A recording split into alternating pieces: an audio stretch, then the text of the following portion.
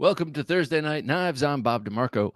Coming up, we're going to take a look at a knife that I finally got. I'm always late to the party, but I'm very happy that I finally came in. We're going to take a look at this story in Knife Life News. Scientists, I'm putting that in quotes, say wooden knife sharper than steel. I say bologna sausage. And then we're going to do the Gentleman Junkie knife giveaway. Of course, tonight we're going to be talking about your most used knife. And I'm talking about outside of the kitchen, because we all know that our kitchen knives probably get the most use on a daily basis. So I want to find out what knives you use like the most, absolutely the most. That's probably not your favorite knife, but we'll find out all about that. But we're going to do that right here in a minute. Hey, Dave, how's it going? Bravo and congrats. Ooh, nicely done. Yes, indeed. Mike Flamian and this goofy grin belies my knife purchase. Mike Flamian, good to see you here, man. Hope you're keeping that Randall oiled. Caleb Townsend, good to see you. Howdy. It's good to have a Texan in the house. Adam Boyd, pleasure to have you here, sir. Welcome yet again. Kep McNessart, how you doing? Howdy, Bob, Jim, and Junkies. Happy Friday Eve. Oh, yeah, that's good. Friday Eve. Yes, that's what it is. I love Friday, but Thursday's the night. Never Enough Knives 007. Good to see you, sir. Good evening, Junkies, he says to one and all. Blade Ogre. Chris, how you doing, man? Good to see you with your 7 knives. Michael Morgan. Evening, Michael Morgan, with your blacked out Yo Jumbo. Just so happens I have a Yo Jumbo about. Where did I put it? Oh, here it is. It doesn't sit on its spine, so it has to sit flat. Love this thing. Aberdeen Blades, good to see you here. What do you think of this knife? Do you like it, Aberdeen? It might not be for everyone. It is large, but that menacing hollow point Warncliffe is just ever so appealing. Blame Dexter, good to see you. What's popping? Is that eye shine or are those glowing eyes on that cute little evil kitty of yours? Well, it's good to have you here in either case. I really don't care. Glowing eyes and all. You're welcome here at Thursday Night Knives. All right. So first off, let's do a pocket check. Let's find out what I was carrying and what you were carrying. And let me secure my microphone before it. Okay. First up, in honor of the knife that we're going to show in the State of the Collection, I carried this today. One of my all-time favorites. This is the Microtech Socom Elite. This one's from 2012 and has the requisite Tanto blade. And what I mean by that, it has that 2012 design. 2012 and before had this particular design with that awesome swedge on top. One of my favorite Tanto designs of all time. And so carried this one today. Love it, even though it's tipped down only. That just does not bother me. As a matter of fact, in carrying this today, I started thinking, I think I need to get one or two of the more modern SOCOM Elites with the different blade grinds and see what those are all about. I'm sure they're all about the same thing, but differently executed maybe. And just, I know it's got a different inlay material, kind of grippy. The big guns, Kevin, good to see you here, sir. Evening, you bunch of knife junkies. Darn fine evening to you, and to you too, sir. Always good to have you with us. Oh, Mr. Vicey, 256 VC. I'm sorry, he's got a Yo Jumbo. He's proudly showing off his Yo Jumbo. I appreciate that, sir. Good evening, or better, good morning from over here. Tschüss. No, tschüss is bye, right? Yeah, guten Abend, guten Morgen, perhaps, vielleicht. Good to have you here with us, as always. Kane A, evening, Bob, Jim, and everyone. Well, evening, Kane A. That looks like a big dog print. 9198, David. Hello, everyone, he says. Hello, 9898, 9198, David. I'll just call you David. David with the cool knife. I love all of these. I love everyone's avatars for all the different things they bring, including the knives, because I like to identify them, and I always feel good when I do that. Okay, so next up today, as I have been since I got it, I've been carrying the Jack Wolf Knives Sharpshooter Jack. I'm going to open it up in front of the mic so you don't miss out on some of the greatest qualities of this knife. Let me get my little rag here. Oh, where'd I put it? Oh, no. Okay, I'll use this paper towel here. This one is a fingerprint magnet for sure, with that beautiful full height hollow ground machine satin M390 blade. Just beautiful on those integral titanium liners and bolsters. And I opted for the I keep forgetting what it's called. Dark matter blue fat carbon, which I just find stunningly beautiful. And interestingly, reminds me of some of the acrylics you might see in an actual old slip joint, but like the titanium and the M390, it's just a modernized version of that same thing, or that same visual theme or motif. Really love this knife. Thin, slicey as the day is long. I love that you could. It's so thin behind the edge. It's so thin all the way down, like halfway down the blade. You could sharpen all the way up to the top of that sharpening notch and still have quite a thin blade geometry there. So carrying that. All right, everybody, listen up. That knife and its three brothers in three different flavors of micarta drop tomorrow at all of the many distributors that Jack Wolf Knives is hooked up with. And if you want to find out who that is, go to the Jack Wolf Knives website and take a look. You can see them there. I'd get on it super early. I think so many trusted voices in the knife community on YouTube have reviewed this knife, that I believe there is a lot of demand already built up. So if you want the knife, if you like the knife, jump on at your favorite distributor early and often and just hit that button. Michael Morgan says, nice. Thank you. And of course, in thank you, I didn't do anything except choose a cover material. So that sharpshooter Jack is contributing to a serious puddle of drool on the floor here. I like hearing that. What is it, Ketmuk? You like that blade shape, that beautiful Bowie blade shape? Byron, good to see you here. Hello, Bob, Jim, and Junkies. Byron, it always warms my heart to see you here, man. Just a quick hi, and like visiting. Oh, you got visiting relatives. Well, that's good. Have a great show. Well, thank you, Byron, and enjoy your family. Nothing more important than family. So have fun with them, and don't bore them too much with the knife talk. If you have to, break away and write a comment and then come back to them. They don't want to hear it, Byron. They don't want your knife talk, but we do. So we'll see you here next week, unless you have to break away and get some knife talk out. All right. Next up and lastly in the panoply today is the, here, I'll put it under the knife cam, the Copus Designs Elvia. This is a collaboration with Ed Calderon based on the fruit knife that his mother saved the family with, and that he has used on many undercover and daring exploits in drug interdiction in Mexico. This one I had wrapped by Josh Mason, Bright for War Knives, in that beautiful Sukamaki wrap. That's actual ray skin dyed purple. He has a way of doing that. And that lace is impregnated with epoxy, so it's not going anywhere. And the grip on this is fantabulous. Yes, it's true, fantabulous. It's really, really, it's locked in my hand. I don't even need the thumb on the top, and it feels like it's totally locked in. So just a great knife. I love that thing, and I love it with the wrap even more. So what were you guys carrying? I had the Copus, I had the Microtech, and I had the Jack Wolf knives. What did you guys have on you? It helps me for future purchases. As you start typing, let me show you my Jack Wolf Knives leather slip. It's already started to patina nicely, and I'm digging it. Ketmuk says, I dig that clip point and that gun stock pattern. Well, here's a cool thing, Ketmuk.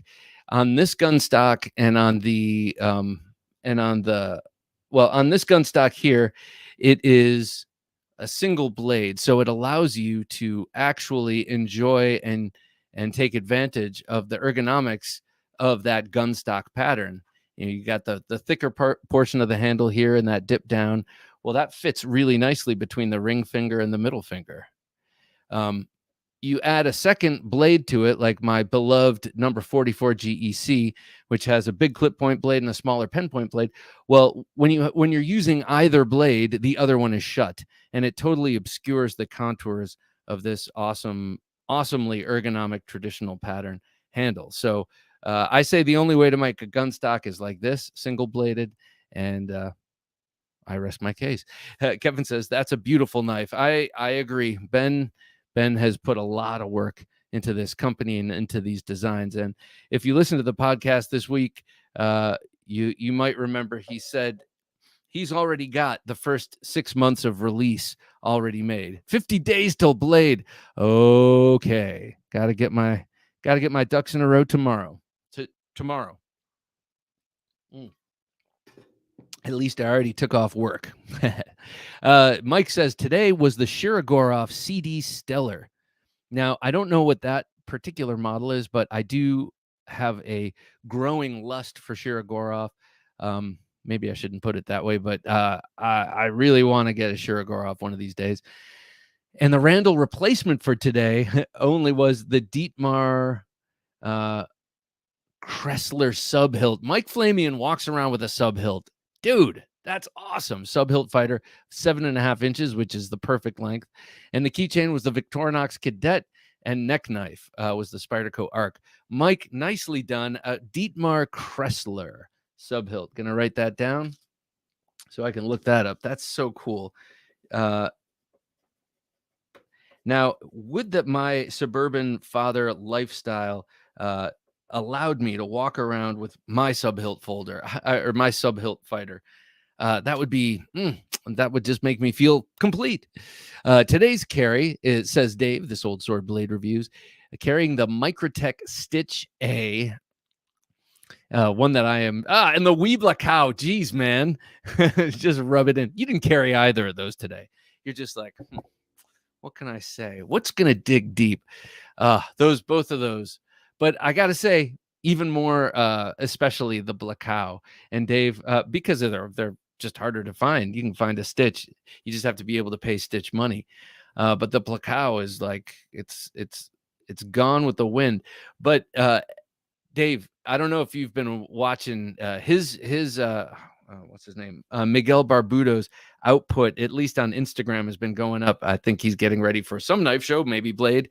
And oh my God, those knives look beautiful. If you don't know who this guy is, Miguel Barbudo, he's a Spanish knife maker, and he is responsible for the design of the unicorn Weebla Cow. And his fixed blade knives, handmade, are just beautiful. Check them out. Chris says, carrying the Kershaw Federalist. That's the new slip joint.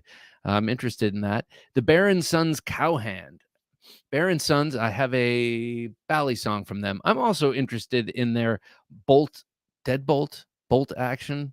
I don't know. They have a series of automatics that look pretty cool. The Southern Grind Bad Monkey. You've been carrying that one a lot recently. The Protec Bren 3, the Hinderer XM 18 recurve. Okay, so these are some usual cast members, and the Tactile Bear and the ZT0450 Case Hobo next week.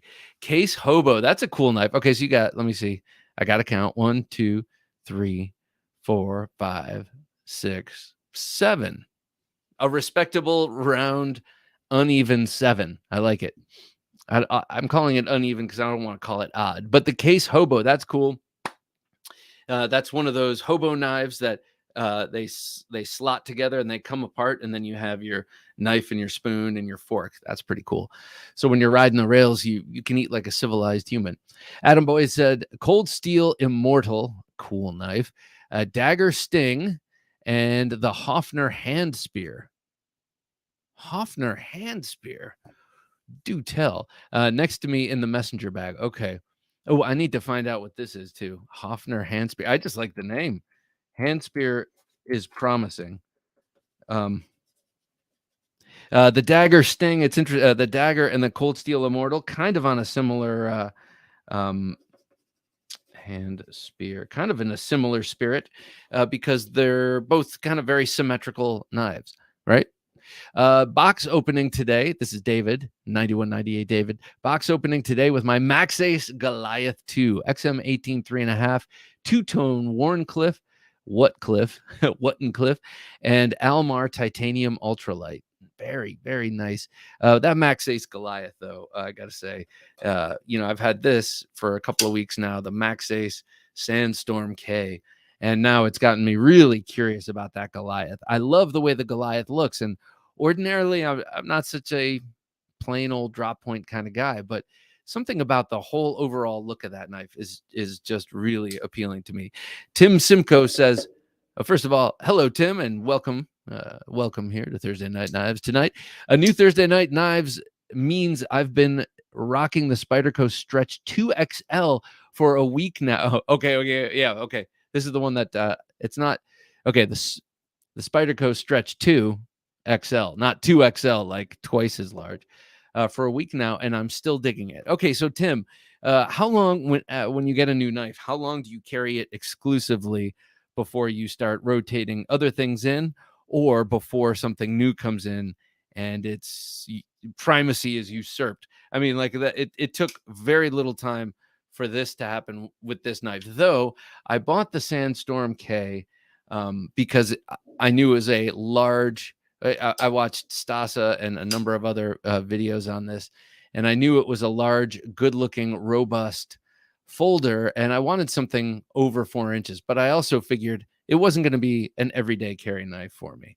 So this one might not count, but the knife I'm going to show off shortly I'm still enjoying that honeymoon, and just curious how long everyone else's honeymoons are. Never Enough Knives 007, the Civivi Tamashii, that's the fixed blade by Terzuola that I'm really yeah. I want the black one with the black micarta. Cold Steel 4-inch clip point Voyager, love that knife, in VG1. Oh, so this is an old one. And an off-grid Cayman and a Swiss Army knife Tinker. Love the Cayman. Excuse me. Whoa. Woo, excuse me. I love the old 4-inch. I have the old 4-inch Voyager Tonto. And man, that thing, I used it so badly and so much. I was surprised. I don't use knives like that anymore because I have so many of them. Mr. VC256 says, carried my new Shira Goroff 111 Gen 5. Sounds awesome. The Pena X Series Apache in Jungle Fat Carbon. Oh, that sounds cool. And my Civivi Conspirator for Fidget Factor. That's so funny. I've had this out all evening since I got home from work. This is the Cogent, but same deal. Just Fidget Factor. Just, a little bit of that. Caleb says, today I have the Kirby Lambert Snap. Oh my gosh. All right, let's make a deal right now. Caleb, if you ever decide to get rid of that, I love Kirby Lambert designs. If you ever decide to get rid of that, let me know, because you might have a buyer here. You might, I don't know. It might be too much for me, but I would love, absolutely adore to have a Kirby Lambert knife in my collection, and a Surge Mid-Tech Beam. Very nice. I like those little things. Good carry. Aberdeen Blades. Good to see you here, Aberdeen. This one too, the Kaiser Towser K, another one I missed out on. Oh, they'll make a billion of them. I don't have to get it right now. And of course, they're sold out, and they have been for a long time. I want one of those. And I am not a huge Cleaver fan, so that says something. Michael Morgan says the full-size Arian with micarta and AR RPM 9 and the case copper lock in Bermuda green peach seed. Oh, that sounds nice. That really sounds like that. Copper lock's a cool knife in the first place. But that Bermuda green peach seed jig, I like peach seed, the little tiny jigging, and Bermuda green series was stunning. So nicely done, sir. Max the Maker. Good evening, Max. Good to have you here. Knives in the pocket were the PM2 used to cut up a box, and the Swiss Army knife Huntsman not used at all. I added the at all for just a bit of drama. Oh, that is, well, I brewed it well, but the coffee itself is kind of. Kent McNessart says, I was in a Buck Knives mood today. Very nice. Carried the 102 Woodsman Pro and the 303 Cadet. I love the Cadet. And what's this one? The 417 Budgie, like a budgeridgery, like a parakeet. That's what I call my dog. I call him Budgie, which is weird. I don't know why I call him that. And the Eldris, decidedly not a buck. Funny you should mention buck, because I've been fiddling with this a lot recently. This is my my 112, and it is a dedicated desk knife. I have a lot of them actually, but this one has gotten a lot of action, especially in the pencil sharpening department. This thing's amazing at sharpening pencils, and let's face it, that's one of the main EDC tasks for these kind of folding knives. At least for me. Jared Strasbaugh, good to see you here, Jared. Carrying the Spyderco Gale Bradley 2. What a handsome knife that thing is. I love that. With the aftermarket canvas micarta scales. That's what makes it. But I always admired the Gale Bradley, the 1 and the 2. The lack of finger guard up front for a long time. When I was considering buying that was my reason. That was my way out, my off-ramp from spending that money. No finger guard. What if I have to thrust? So I never did, but just now that's not such a huge deal to me.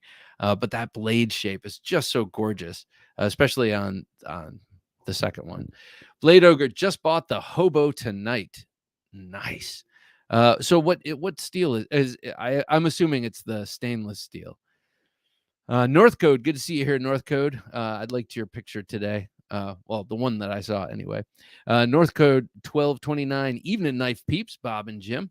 Good to see you here, sir. I love that little fixed blade. I'm not sure what that thing was, but it's got the Tsukamaki wrap and the little scalpel looking blade. It just looks a little menacing, and I dig that. Dino N, good to see you here, Dino. Today was an RJ Martin Rampage. My God, we got some class here.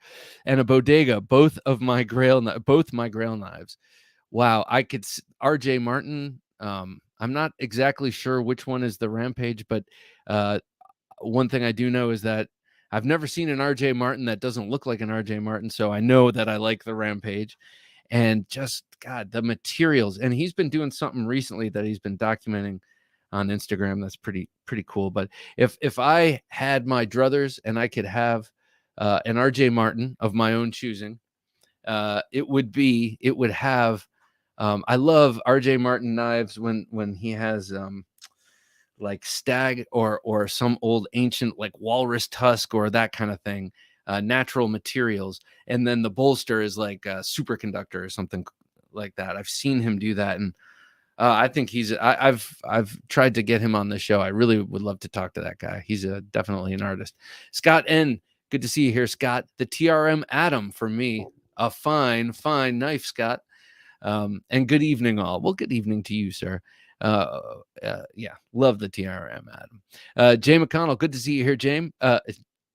Jay McConnell, it is good to see you here, Jay. I almost called James, but I don't want to be presumptuous. Evening, fellas. Was carrying a crew card of PM2 today. Nice. Somehow my first PM2. Well, you did it right, man. If you waited, if you held out for the right one. K&A says, carried my JRP mini Bowie. Why is that on the tip of my tongue? JRP. People yelling at your screens. What is JRP? And Blue Micarta. Okay. Oh, and a Jason Guthrie arrow. And the Grimsmo Saga pen along with a Lynch Northwest AAP. All right, you got to tell me what a Lynch Northwest AAP is, and JRP. I need to know what that is. Mini Bowie. God, with blue denim. It sounds beautiful. Johnny Casada, good to see you here, Johnny. Driving my rig up Highway 80 to Tahoe and carrying my Cold Steel SR1. That is cool, man. That is so cool for me to hear that that you're out there in beautiful out west country and listening to knives right now. That's really cool, man. Drive safely, and sometime tell us what the weirdest thing you've ever seen is while you were driving your truck. I'm sure truck drivers just going all over the country, they got to see some weird stuff from time to time. I'd love to hear it. 1 minute knife review. Good to have you here. Hello, everyone. He says, well, hello right back. Good to have you. Mike Flamian, does anyone know if the Medford Emperor is discontinued? Anyone know? I don't think I know which one the Emperor is. Had Benchmade Fact, 1 minute knife review, had the Benchmade Fact. That's a cool knife. I'd love to get that one, especially in auto. And the Boker Hogue Blackout. Very nice. That's nice. That's a good, yeah, man, that Fact. I want to get that Fact. Jock's Knife. Good to see you here, Jock. Good evening, junkies. Had a CRK small Nkosi on me today.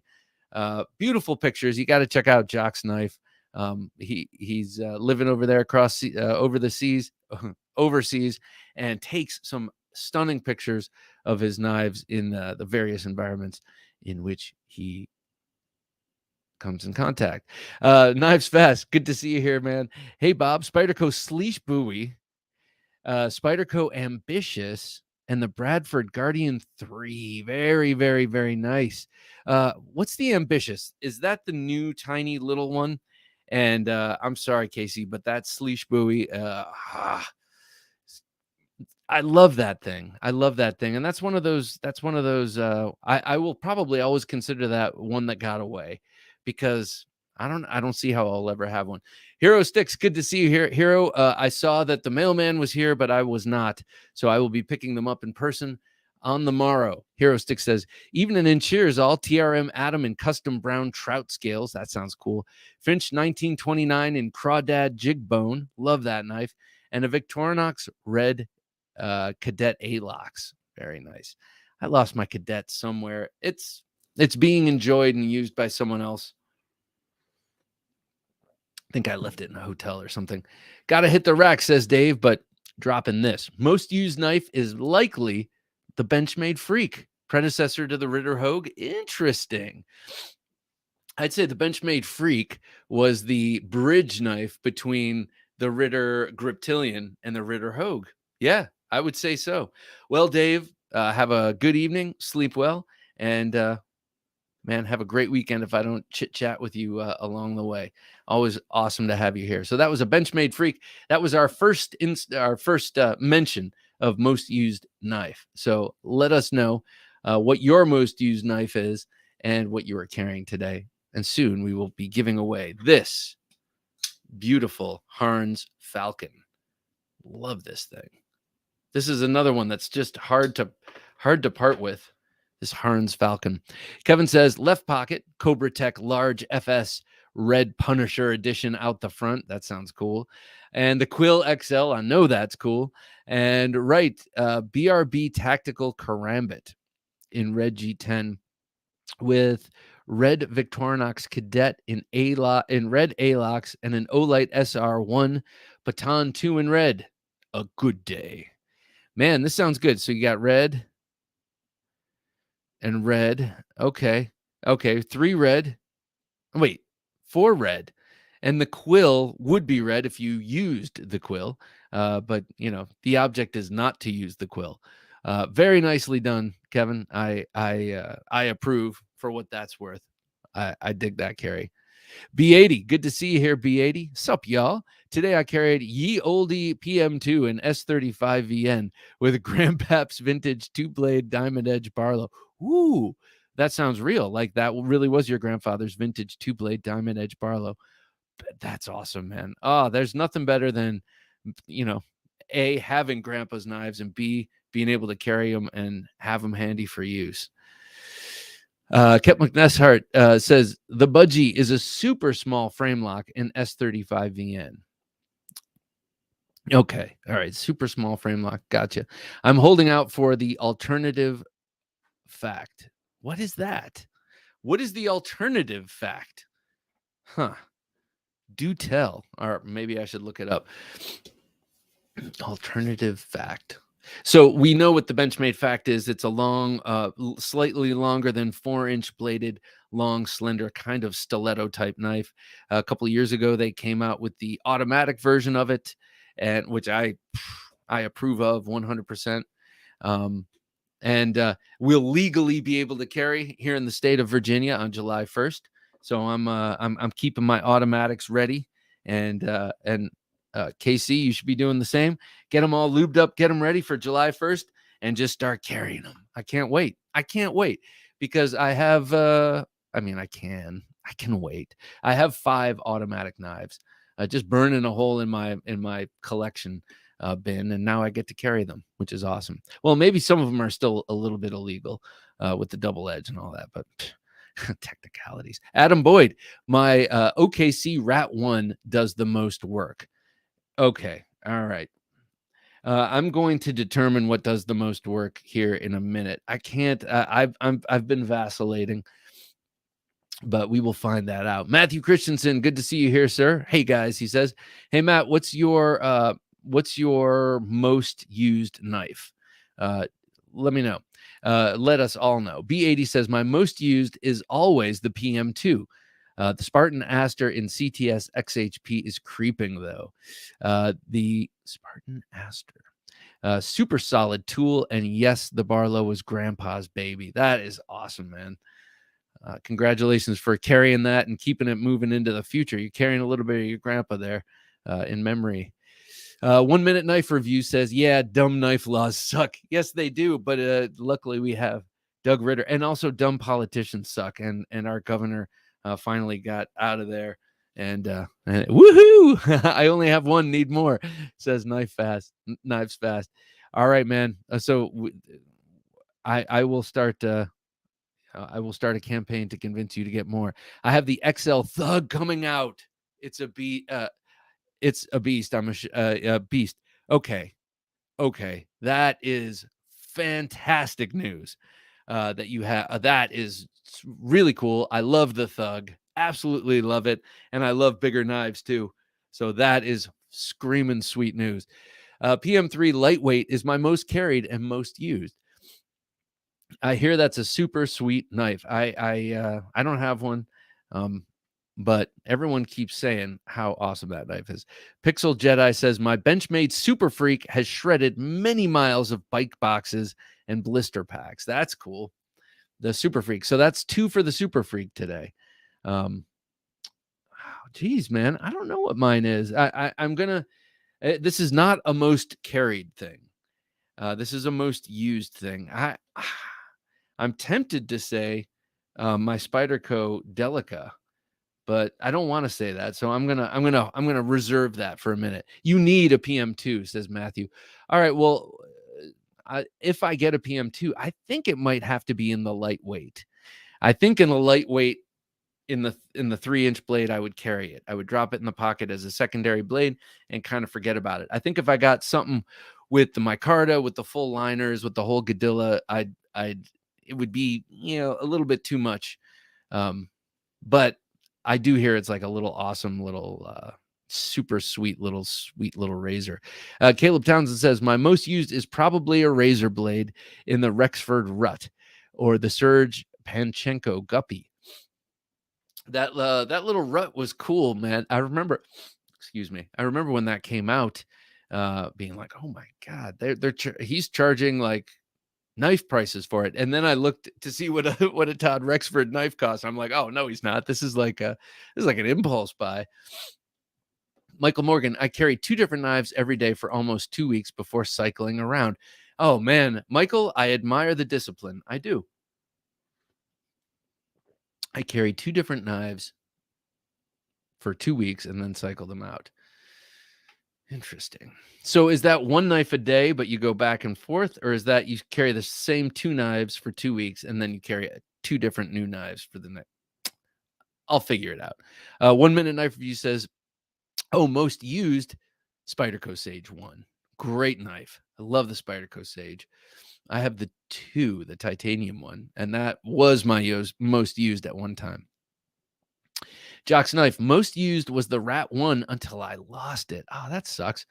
My second most used was probably my Azula. Here, Jock, I have a suggestion on how you can spend your money and keep your money in the knife community. Here's what you do.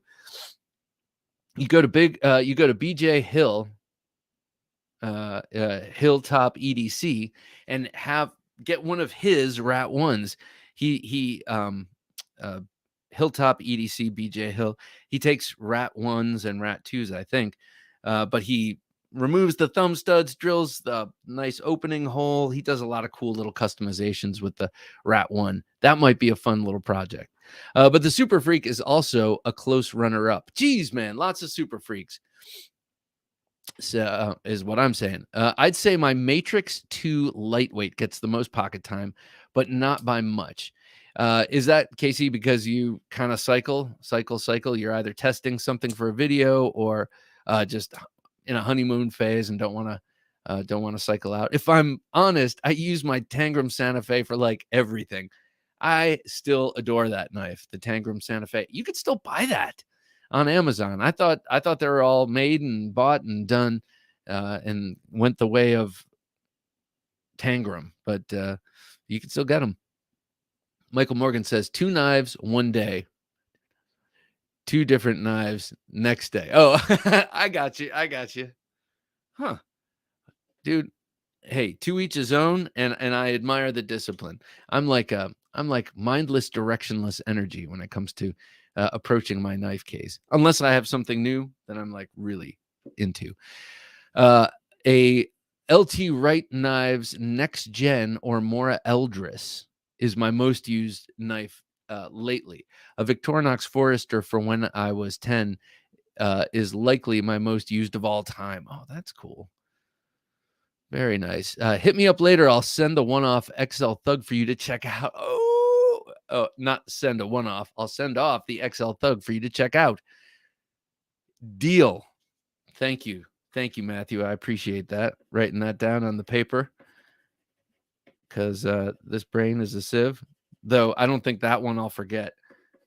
XL Thug. How cool, man.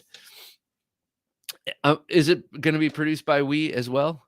Matthew, I guess I'll find that out shortly. B80 says the Super Freak is so freaking cool and cool looking. Sorry, I'm writing your comment for you. Sorry, the Super Freak is so cool looking. It's like going 60 miles an hour just sitting there. I agree. And the Freak was cool. I thought the Freak was cool too. Though the grippy material not so much, but the look of it.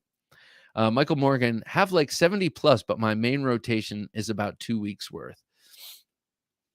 That's okay. All right.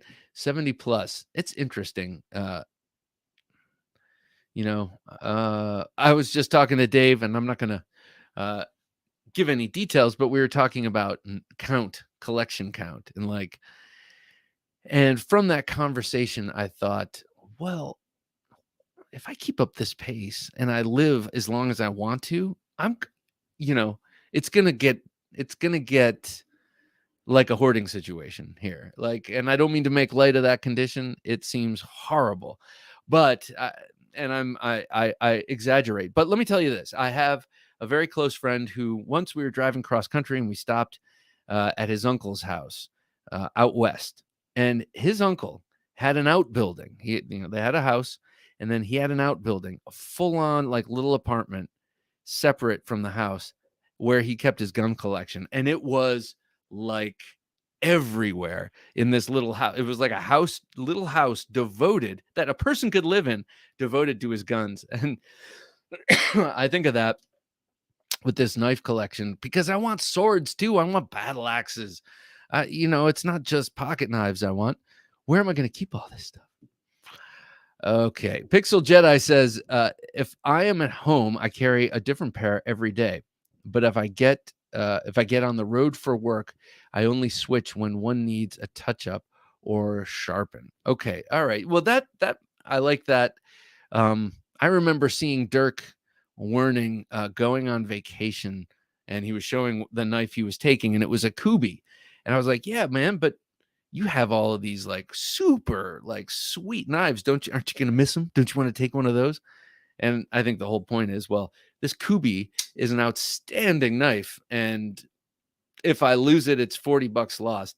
If I take this Phil Harvey, giant thing, which you wouldn't, but if he takes something more serious and loses it, of course, that's awful.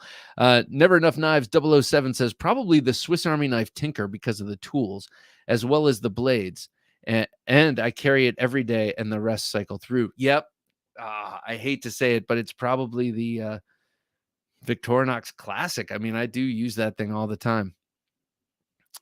Jock's Knife says, thanks to this show and the journey that we I like that you threw it in quotes, that we have all been on with the Jack Wolf knives in this last year. I've just ordered a black micarta sharpshooter. Yes, man. Yes. You will not be disappointed. I will get the next model he puts out, and I will get it in probably in micarta. That micarta looks so good, but couldn't resist this fat carbon. But I know he's going to have a different kind of fat carbon on the next one, or a different cool handle material, and I might have to go for that. Oh, man, first world problems. Scotch and Things. Good to see you, Scotch and Things. Strider SMF at work. Grimsmo Norseman EDC. Very nice. Oh, very nice. That's a nice combo there. You got one that's like really stout, and then you have one that's really sleek. I've never had a Grimsmo, so I'm assuming it's stout, but I know it looks sleek. Lonely Stacker 777, good to see you here. Guardian Tactical Recon 035. I think you were carrying that last week too. It opens deli meat all day for picky customers that need the ham essentially shaved thin. That's hilarious.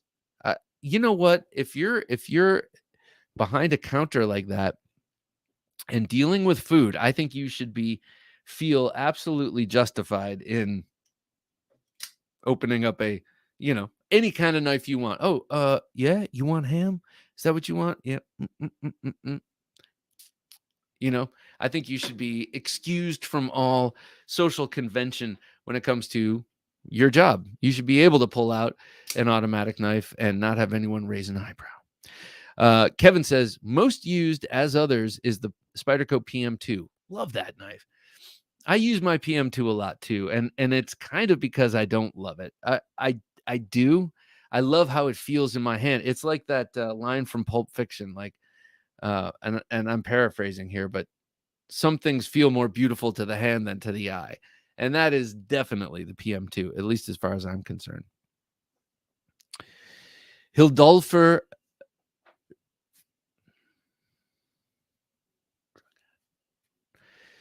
Hildolfer, good to have you here. I've got more knives scattered around the house and a couple outside, so I use them more than anything.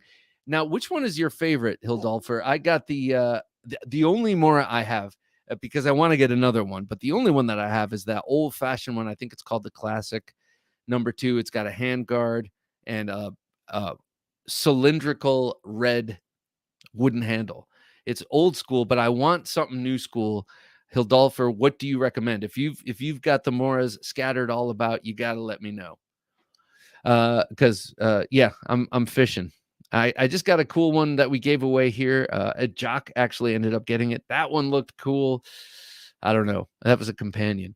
Pixel said, I peeled thousands of peaches last summer with a Mora Eldris and the Spyderco Siren, enough to patina the LC200N. Wow, that's cool. So what, Pixel, if I'm not prying, why thousands of peaches? Why did you peel thousands of peaches? Please tell me you were making hundreds of peach pies, because for some reason recently I've been craving peach pie. Mike Flamian says the most used knife is one of my Koenig Ariuses? A question mark. Mike, one of your Koenig Ariuses. Sounds like you have too many to remember because you put a question mark there. So maybe just so you appreciate what you have, and as an exercise in gratitude, you should send one of those Koenig Ariuses my way and rediscover why it is that you actually love that knife. What do you think? Well, I'm here. Bounce the idea. I'm just bouncing the idea off you. Let me know what you think. Knives Fast says, yeah, just always have so many in for review. Yeah. Well, that's cool, man. That's a great problem to have. And of course, I know you all know Knives Fast, but if by chance you don't, you got to go check out Casey's channel, Knives Fast. Not only does he have an awesome channel reviewing all the kind of knives we love, but he's also a knife designer and is working on his second design that looks really super cool. So you got to go check him out. Knives Fast. Michael Morgan says, I have my Weeks Carry glass top wood case with 14 custom fitted slots by yours truly. Wait, I got to analyze. I have my Weeks Carry glass top wood case. Oh, Oh, that's cool. Okay. So this is what I'm picking. So you created a glass top wooden case that has your entire week's carry, these 14 knives you've been discussing, and it's got 14. Geez, Michael. Now, before I said I admire your discipline, now I just admire your industriousness. That's very cool. That's very cool. And there's some industriousness in coming up with that carry system. So greatly appreciated. Can you make one for me, sir? That's a half joke. Actually, I want something for watches. I have a few automatic watches, and I want one of those things that move them around so you don't have to keep resetting if you pick up a new one. Mr. VC256 says, I think I carried my Kunwu Big Tau the most. Oh, okay. I'm sorry. I think I carry my Kuntu Big Tau the most. Classy, fidgety, not too expensive. That is a cool looking knife. That's the one that's got that. I like that sort of flipper profile. Yes, the XL is I have a Civivi Thug coming out before that. Oh, dude. Congratulations, Matthew. That's freaking awesome. Okay, so Civivi Thug is coming out for those who maybe don't have money, but love that gorgeous hollow ground Tanto design. Such a beautiful blade on that one. By the way, Matthew, my daughter was 6 when you loaned me the Thug, and she wanted that for herself. And then my older daughter was 10, and she wanted it. And my wife wanted it, and I wanted it. So it went from the smallest hands to the largest hands in this house, and each person thought that it felt uniquely comfortable. So there you go. There's a little anecdotal ergonomic information for you. Lonely Stacker 777 says plastic boxes work great for hoarders. I love the box store. Oh man. Yeah. So you can see through and see what stuff you have. Oh, I'm going to need that someday. Oh, I got a project I'm working on that'll come in handy someday. James Hunt says, hello, or yellow all. Well, yellow to you, James. Good to have you with us. JN, evening, everybody. Well, evening, JN. Evening, Bob and Jim. I'm starting to think I need to get around to this giveaway, man. I've been gabbing for almost 50 minutes. Hag 90, always a pleasure. Hi, Knife Junkie. I made it. I'm sharpening the TS265 and the Swiss Army knife on the DC4 while catching the show. I love that. I love hearing that we have someone driving a truck listening to the show. We have you sharpening your blades. Presumably everyone out there is doing something right now, while this is happening. And I love that. I think that's cool. Because that's how I digest this kind of stuff too, 1 Minute Knife Review says, my rotation isn't because of reviewing knives. I don't do that. See my channel. It's because I have a problem with numbers, too few hands. I hear that, man. I hear that. You know what? And as for, I'm sorry, Jim, can you just go back to 1 minute's comment for a sec?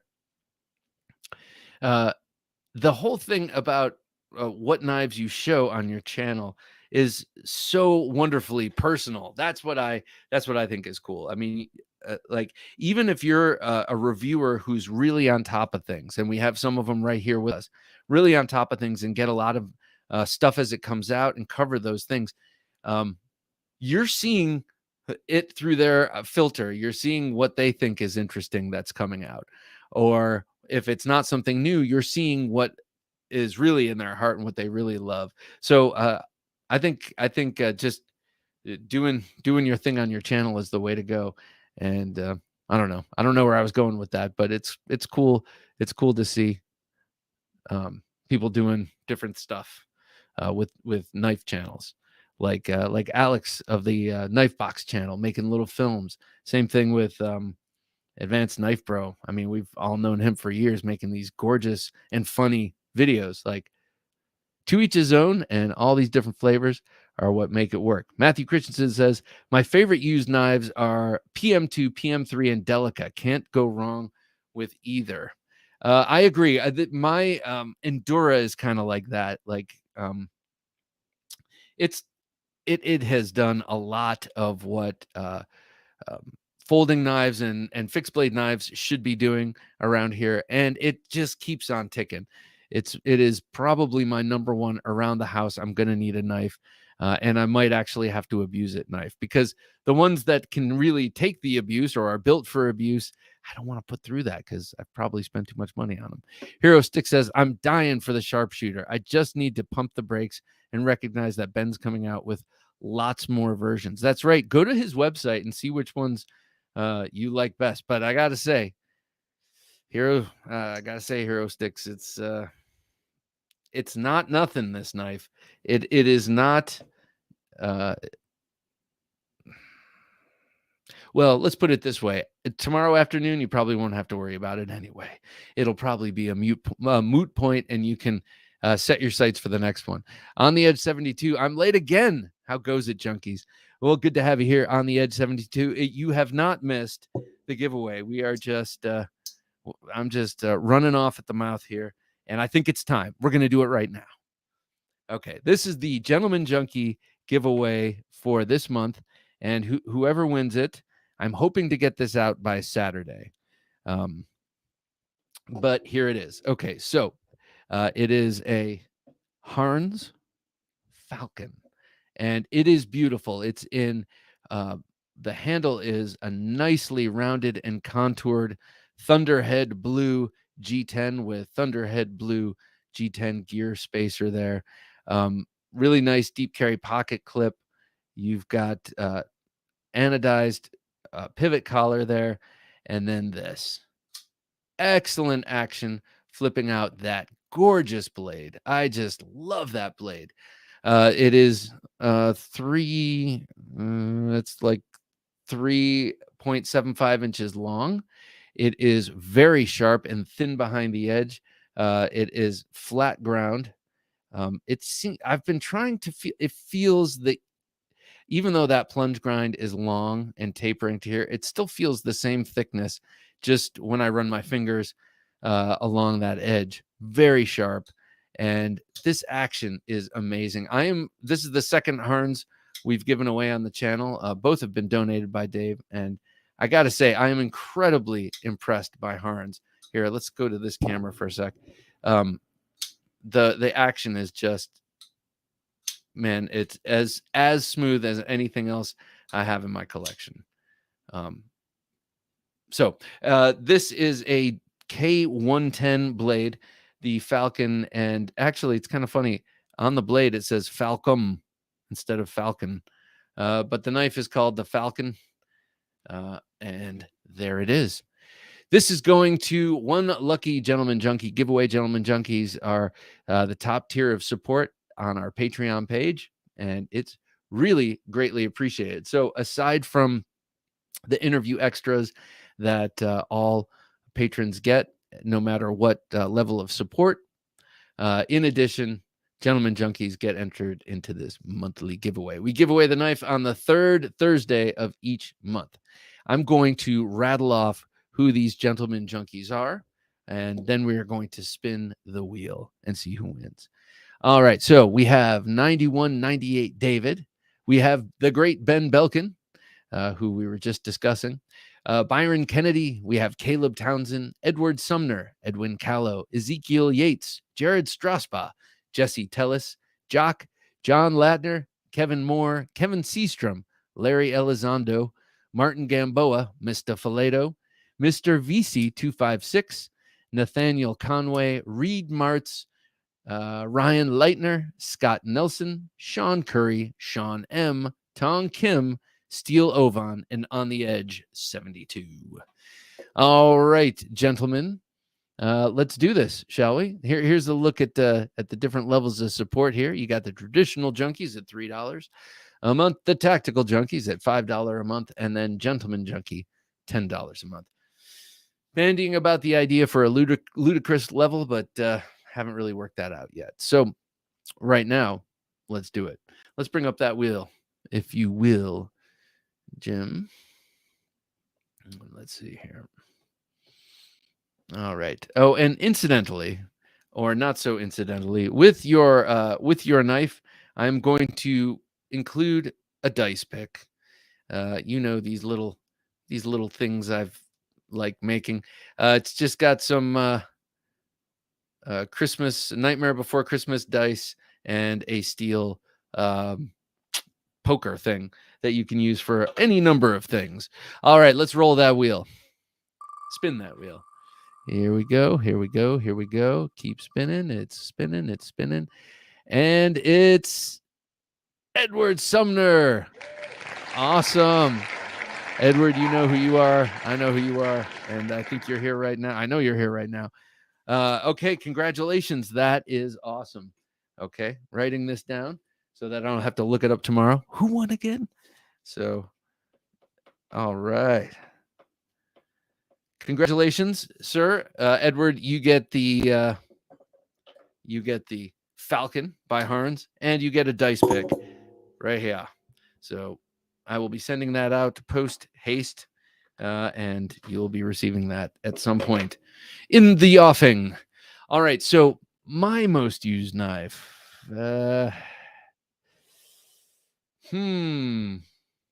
Yeah, I'm gonna go with Endura right now. Hey, what's up, Gear ND? Good to see you. What's up, Bobby? Had my Pika in appendix carry. Very nice. That's the Bastinelli. Vicious girl she is. Yeah, no doubt. You had the AD 20.5 for basic daily hard use, and the GEC 83 Tascosa in jig bone. That's a beautiful knife. Simple Olight I3T for light. So the Pika just is that appendix carry. So that's going in the waistband. So you just remove it like this, and it's in your hand, right? Am I visualizing that correctly? Mr. VC256 or my Terravia Scramma. Oh, okay. Or my Terrava.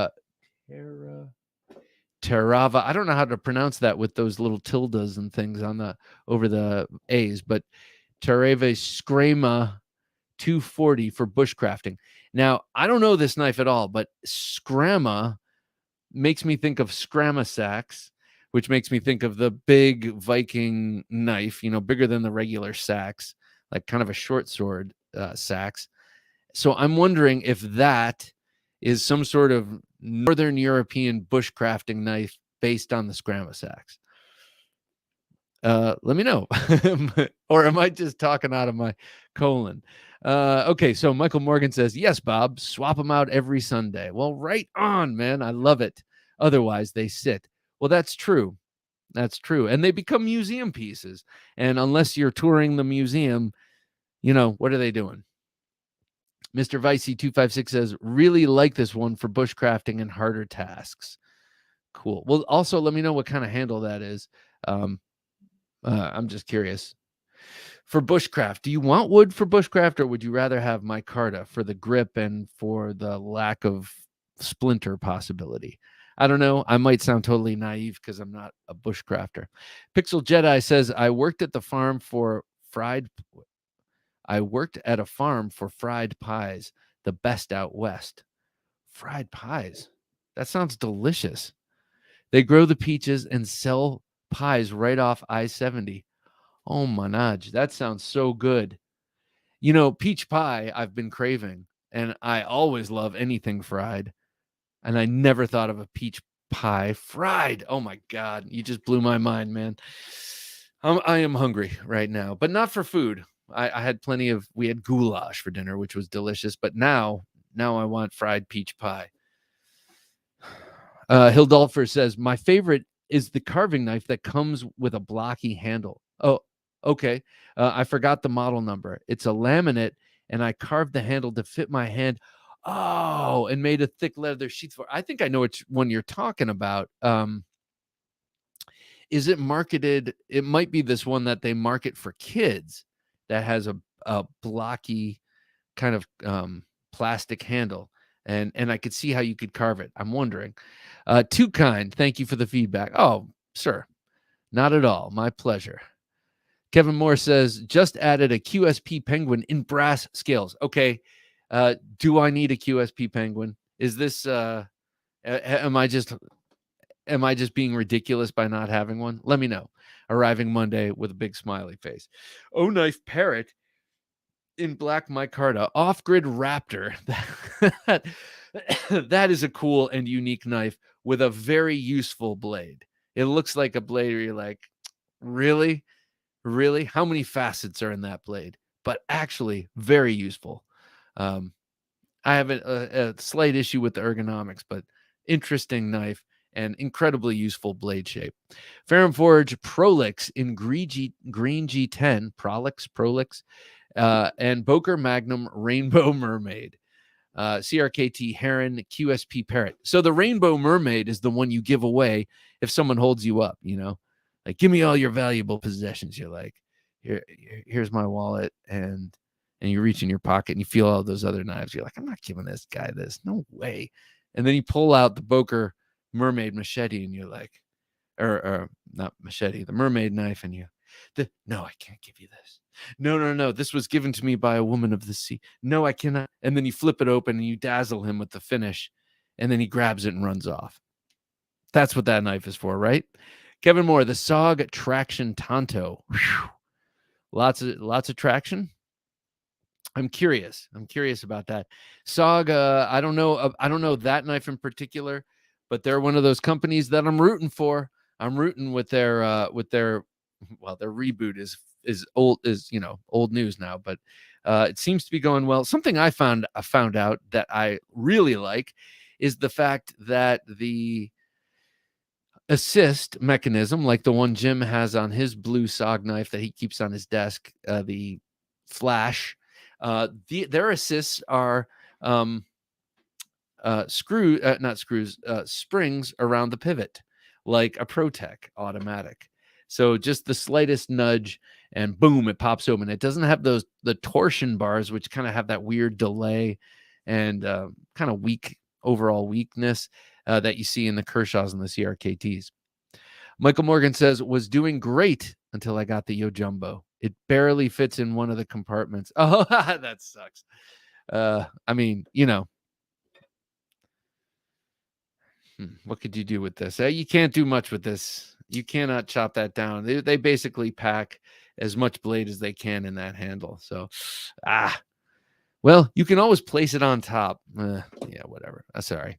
I love the Harns Harvest I won at Bob's birthday. Yes, I forgot you had gotten the Harns. That thing is sweet. That is such a nice knife. North Code 1229. Falcon looks very nice. Action looks slick. It is. And blade shape, sweet. A great combination of very utilitarian. Utilitarian as the day is long, but to me also just looks kind of nasty and tactical. And that's my taste. Kevin says the Falcon would work great with penguins and parrots. Yeah, no kidding. So do I need a penguin? A QSP penguin? And if so, what flavor? Denim micarta is tempting, though I have no copper. No, that's not true. I do have copper. Caleb says, so close. Wait, so close to what? Now I'm not remembering. Lonely Stacker 777. You make that? That's probably the most original thing I've seen all year. It's cool in a lot of ways. What, this?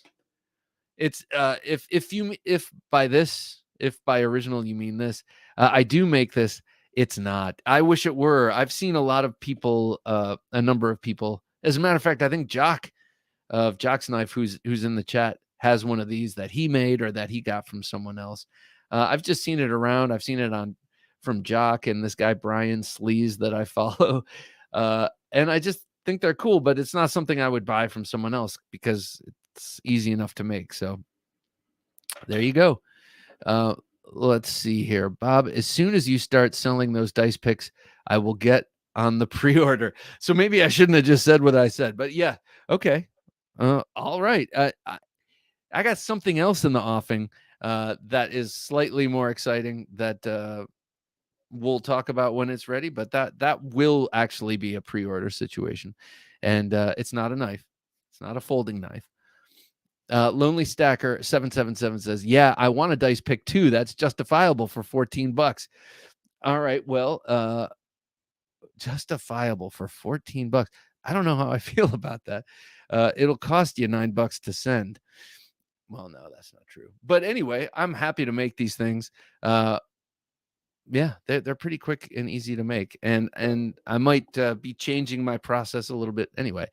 Lonely Stacker 77 Plus. It's made by our friend Bob. Yeah, I could show and tell that nice leather by Lancelot Leather. That would be cool. And thank you for saying that. Yeah, it's just a little. It'd be a little remembrance, little tidbit. 1 minute says, "Oh yes, you need a penguin. Awesome knife." To be it budget or lower mid. Yeah, I pretty much don't care about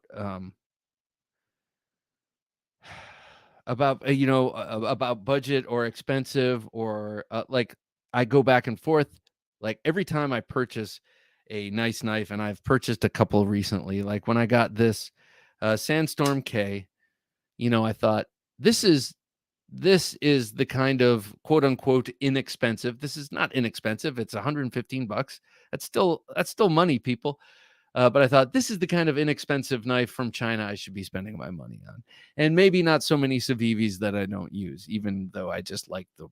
And so I keep having little talks with myself like this, and the QSP Penguin has been the perpetual casualty of these conversations because it's always sitting in my Amazon bin, and I'm always like, I don't really need to spend 35 extra bucks right now for a knife that I'm probably not going to use much. But I'm hearing it's such a great user. Maybe I should just stop being such a waffler and just get it. Eugene Krabs, good to see you, Eugene. I just got my PM2 Warncliffe. I like that. And I can already tell it's gonna get heavy carry time. That sounds awesome, man. I love me a Warncliffe. Hero Sticks, Bob, you need a QSP Penguin. He's saying, do it. All right. Okay. All right. Maybe the denim micarta then. Maybe the how is that denim micarta? Is it nice? Hey, Redacted, good to see you here, man. Just ordered a brand new Kaiser Vindicator. Really looking forward to it. That's a cool knife. I love I love Kaiser right now. There is one thing that is a little perplexing about. I'm trying to find a Kaiser right now. Oh, here it is. There is something that is a little bit perplexing about this new knife. Let's see. Stasa just did a review of it. I've seen a couple. It's a button lock. It's a little 3-inch knife called the Assassin, and I have a couple of issues with that. Firstly, and probably most practical, but not most important to me, is that we don't need, if you get, for some reason, if you end up in a court of law and you had a knife on you called the Assassin, and you're going to suffer for that, which you will, at least, and now we're getting into my, Edwin, I get it. At least we're getting to we're getting close. Okay. So what do I mean by that? I mean, if you're going to call something the Assassin, it should at least be 4 inches. A 3-inch EDC knife should not be called the Assassin because of the name.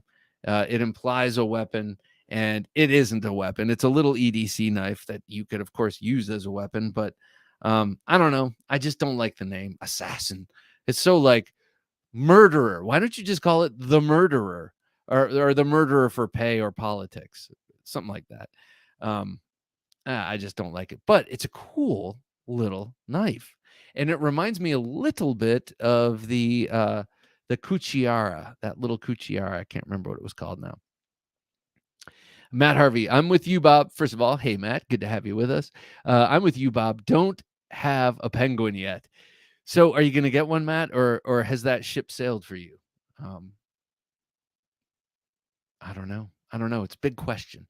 Pixel Jedi says, I gave my denim penguin away to a friend that deals with horses. That's cool. And has a cast iron cookware business. Oh man, that's cool. She's hell on her knives and hasn't busted it yet. Okay. I have a guy who's hell on his knives. He actually broke the blade of the Best Tech katana, or what the hell is it called? Ronin. And I couldn't believe it. I was like, he just broke the blade. What are you doing? I was opening a box. I was like, what? How? How are you? What kind of box? Adamantium box. Stoolie J, good to see you here, Stoolie. I carried an Amsler Hurricane razor today. That sounds sweet. Makes a great little neck knife. Amsler Hurricane razor. I don't know that, but I like it. I like the sound of it. Blade Ogre, get the titanium frag penguin. All right, but what's the blade steel? I have an issue with getting titanium. I don't like getting a knife that has a nicer quality handle than blade. And I know that sounds like low information, like a low information opinion. Like you're never going to use but I'm just curious, just putting it out there. And thank you for the suggestion. 1 Minute Knife Review says, I have the blue denim and it gets carried as much as my Spyderco's. All right. Speaking of blue denim, I also want to get the I know I'm late to this party too. The petrified fish front flipper. I can't remember what that's called. What watch are you wearing? I'm wearing a Luminox watch that my father got me for Christmas. And man, I'm grateful for this one. Yeah, but I just saw him for the first time since Christmas a couple of weeks ago, and he gave it to me. And I'm really stoked on it. It's awesome. It's very light. It also reminds me of my dad. He loves this brand of watch, and he's gotten me a few of them, and he's gotten my brother a few of them, and we're like a brotherhood of Victorinox or Luminox watches. I do like the orange face on this one. It's pretty cool. Eugene says, what everyone needs is an outdoor edge Leduc. Okay, so who is making the neck knife that looks just like that? I mean, it is that knife. It's the Leduc copied by QSP, I think, is doing it. I'm pretty sure it's QSP, unless they were making the original Leduc for outdoor edge. QSP has totally ripped off that design in the Leduc neck knife. Kevin Moore says, my son-in-law just bought an Arcform Slimfoot Auto. Sweet. In green aluminum scales. Sweet knife. He's becoming a knife junkie. Good. You know what, Kevin, my dad called me, or he didn't call me. He texted me last week out of the blue. And he says, Bob, I just ordered an Off-Grid Knives Razorback. What's this all about? Why couldn't I stop myself? Am I becoming a junkie? It's like, yes, Dad. Yes, it's happening. You know, you raised me. You instilled me with all these values. I'm just trying to give back. North Code 1229 says, Denim Micarta Penguin is a decent EDC. Seems to cut apples at lunchtime. Great choice for a secondary blade. So, okay, North Code, this is good. How you just put this is solidifying my thoughts on the matter, because there are so many different flavors you can get the QSP Penguin in, and some of the most appealing ones, like the titanium, which we were just talking about, and the brass, they're heavy. And I know that this is never going to be a primary knife for me. It will always be a secondary, so I should probably go light with the micarta. All right, now that that's settled, Ket McNeshart says, I love my Leduc. I just put it on IG this week. Oh, cool. It's a cool knife. I saw, the first time I ever saw that was Cutlery Lover, because he's a big neck knife fan, and he got that Leduc and was rocking that for a while. Redacted says, I think the assassin was so named by the designer Carlos. Yes, I think so. The original came out years ago. Yeah, Carlos Elsner. I do remember hearing that that was based on a custom knife. Yeah, I don't know. I wouldn't do that. I'd call it like the petunia or something. So cognitive dissonance plays a role. You know, you call this the petunia clipper, or the rose petal, or the rose thorn. I don't know. 1 minute says, I can use a chair, a toaster, heck, a pencil as a weapon. A knife is a tool just like the others. A weapon is intent. Huh. I like how you put that. I agree. And a toaster does make a heck of a weapon. I like the handle shape on the Leduc, Kep. Yeah, I do too. And it puts that little the beak of the duck or the bill of the duck between your fingers, and that's a good way to keep that thing locked in. Okay, I take it back. I'm remembering about what I'm saying about the Leduc and the QSP. The blade shapes are different, I believe, but the QSP neck knife really took that handle. Matt Harvey, I have a Sitivian ST103, which is like a bigger version of the QSP Penguin. Those Sitivian knives are pretty damn good, man. I have one here, and it's not mine. It's here for giveaway and such. But man, that's a nice knife, and it probably costs less to buy than to send. Hero Sticks, the denim micarta is the best of the Penguin flock. I like how you put that. All right. Maybe I'll do that. That's a very nice watch. Thank you, Redacted. I appreciate it. It is a very nice watch. I have bought exactly one nice watch for myself since, I don't know, 1999. And it's a Seiko, and I love it. It's a field watch. Cost $150. I do not spend much money on watches, though I love them. So I have a feeling my dad spent a pretty penny on this one. So it's nice to have, especially considering I wouldn't have myself. QSP Penguin knife blue titanium frag is 154 cm. Ooh.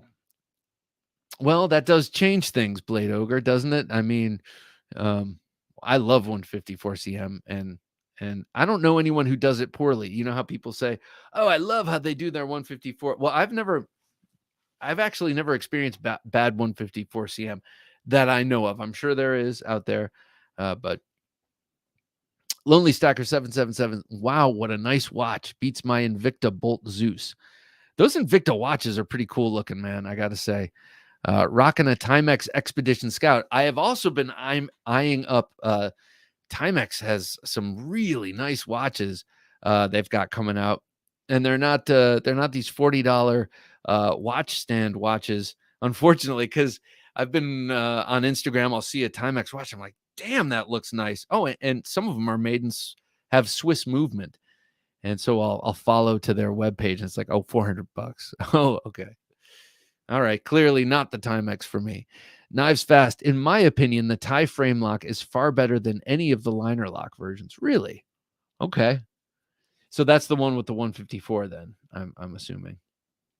But here's the thing, Knives Fast, is that I feel, or Casey, I feel that like if it's going to be a secondary, it should be light, but also maybe it shouldn't be the most premium version, because chances are I will get more use out of it if it's more of a bang around knife, just because of the size and my preferences.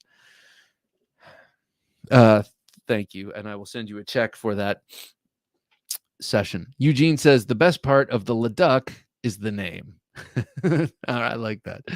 Big Frank, good to have you here, Big Frank. Petunia is definitely better. No need for murderer it up. Yeah, I like that. I like that. Okay, well, thank you. So when I come out with the DeMarco knives, Petunia clipper, it'll look something like this, and that cognitive dissonance will throw everybody off. I think that will do. Ooh, Omega is cool too. Yes. But I don't wear a $600 suit yet. Yeah, I know. Yeah. I don't. Okay, so one of my guilty pleasures at work is when I'm taking a break or whatever, I'm looking at the news.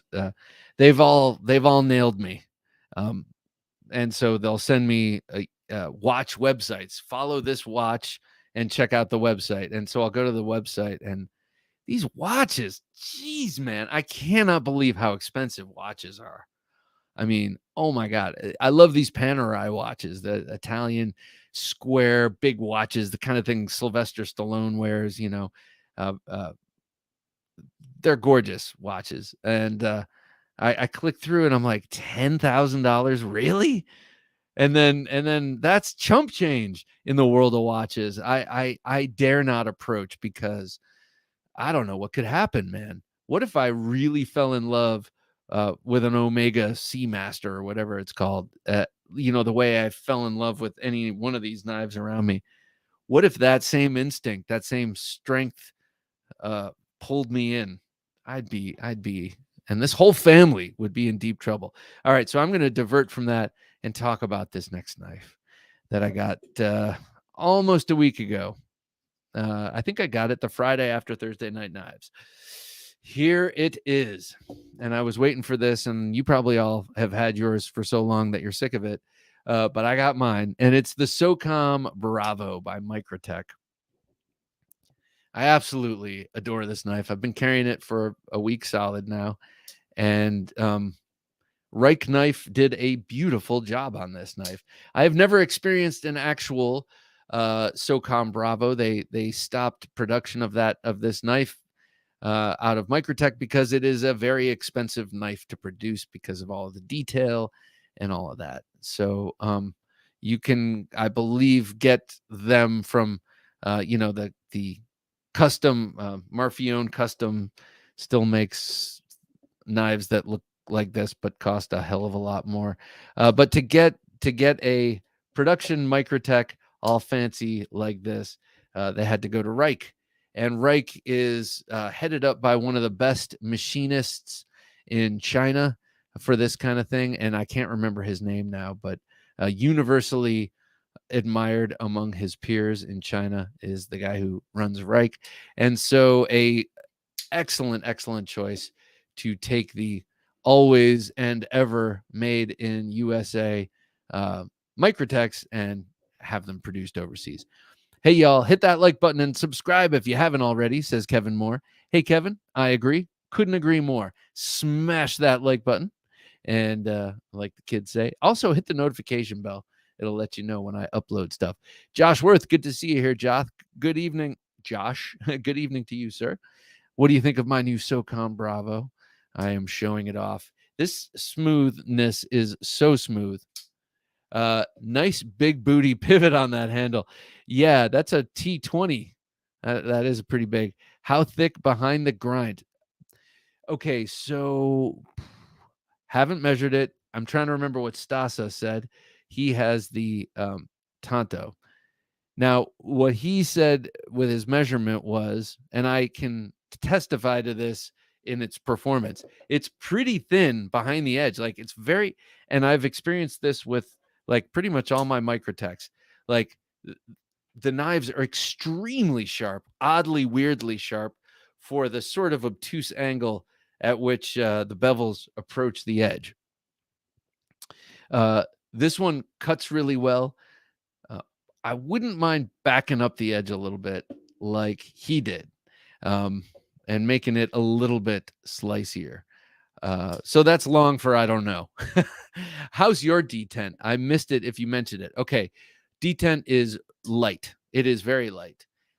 It's light so that you can do that, and presumably so you can do that. It's a tactical knife, first and foremost, and the ability to whip it out like with inertia. Sorry, I can do that regularly, easily, but addicted to knives. Good to see you here, sir. But I think that's why she's a beaut, Bob. Thank you, Casey. I appreciate you. I think that the D10 is light for that reason. Does it bother you? Or I'm curious if it bothers you. Does it bother me? It does not, because I kind of like that quality in knives that I actually feel are tactical knives. Like, can you do that with this? Let me see. Yeah, you can do that with the Sandstorm, though the D10 on this is much bigger. Evolved EDC, good to see you. Hey, Bob. Hey, Jim. Good to have you here, Evolved. We're talking about my new Microtech Socom Bravo. I love the clip. I love that it's tip up. Though the tip was really stiff at first, it seems to be lightening up a little bit, coming in and out of the pocket easier. This multi-axis jimping on the spine is just drool worthy. So they've, Microtech, if you don't know, Microtech does amazing jimping milling in their aluminum. I just love how the jimping feels in their aluminum, the way they do it. Well, they've carried the magic over to this titanium with this full-length backstrap or backspacer They've milled in jimping that is not proud of the scales here. So the meatier, the fat of your hand kind of sinks into it. And then towards the butt and the thumb, it's milled straight through that way and then straight through that way. So you have these, sharp jimped areas to really get your finger engaged, or your thumb engaged there. And then this awesome forward jimping I always used to talk about on this knife. I love the forward jimping right here. It almost gives you a different kind of leverage. You can sort of pull back, and it really enhances grip, I think. Jim, what was that last comment, if you don't mind, sir? Lonely Stacker, heavy pocket blades mean quality to me. I don't know. It's just like a feeling. I like them heavy, even they're girls. Okay, I got you. It's just a feeling. I like them heavy, even the girls. Yeah, I hear you, man. There's something to knowing that you got something substantial, whether we're talking knives or other such higgledy-piggledy. What do you think of the handle here? I like it. It is carbon fiber, but I like it. However, if that were green micarta, or even tan micarta, but green micarta on this knife would look just absolutely outstanding. I originally wanted to get the Tonto blade, as I mentioned maybe before, but ended up getting the clip point, and I'm glad I did this. It was kind of a last minute. Maybe I should try. And I hit this one and got it, and very happy about it. The carbon fiber looks good on that Bravo. Good carbon fiber makes a knife you pick up more often. Yeah, you're right about that. It's got good transitions between the titanium and the carbon fiber. It's got excellent sculpting right there in the titanium to channel your thumb in the perfect angle to get that thing to fly out. Heavy is good. Heavy is reliable. Yes. Yeah, I agree. I like a substantial knife for sure. There's also something to be said for picking up a knife like a TRM Atom and being like, wow, it's so light. How did they do this? But that's not the knife that you're going to, do the heavy work with. Or in my case, no work at all. Okay, let's admit it. I'm not doing heavy work with this. And actually, someone who did, as I mentioned him before, Stasa23 did heavy work with this and found, you should watch his video, but I will summarize. He found that when you're doing heavy work, at least with his specimen, he wanted there to be here, I should do this over here. He wanted there to be a screw right here. This is the first screw backing up the blade. I mean, it's got the blade stops here, but there's no screw through this portion, and he felt like it needed one there. So you can check out that video. But I will not be doing anything hard use with this anyway. So that particular issue doesn't concern me. Let's see. Tip up Socom with a light detent is all right. Tip up Socom with a light. Yes, exactly. A few of my Socom elites tip down, carry only with light detent. Not okay. Agreed. My only Socom elite does not have a light. It's got a pretty decent detent. Oh, I can whip it open. I didn't know that.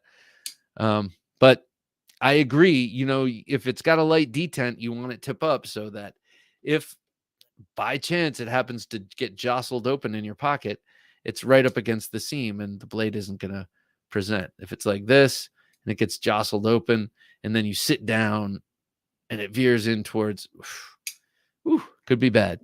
Josh Worth, it's a great knife. Congrats. Well, thank you. I appreciate it. I'm still torn between the two blade shapes, but the Tonto got me. It is beautiful.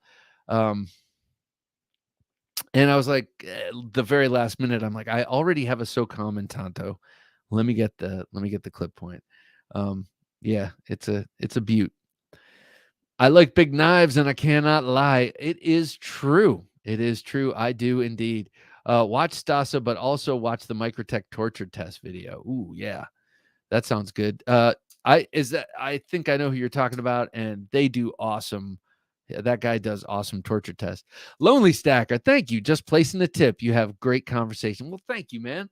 I appreciate that very, very much. And I'm going to pick a cool knife to salute you with. Let's see what's been a while. Oh, I know.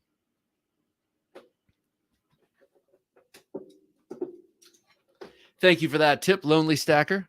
I'm going to use this very cool and menacing W49 Western Bowie that my brother got in a pawn shop. It's razor sharp, and it has this sort of creepy bone handle.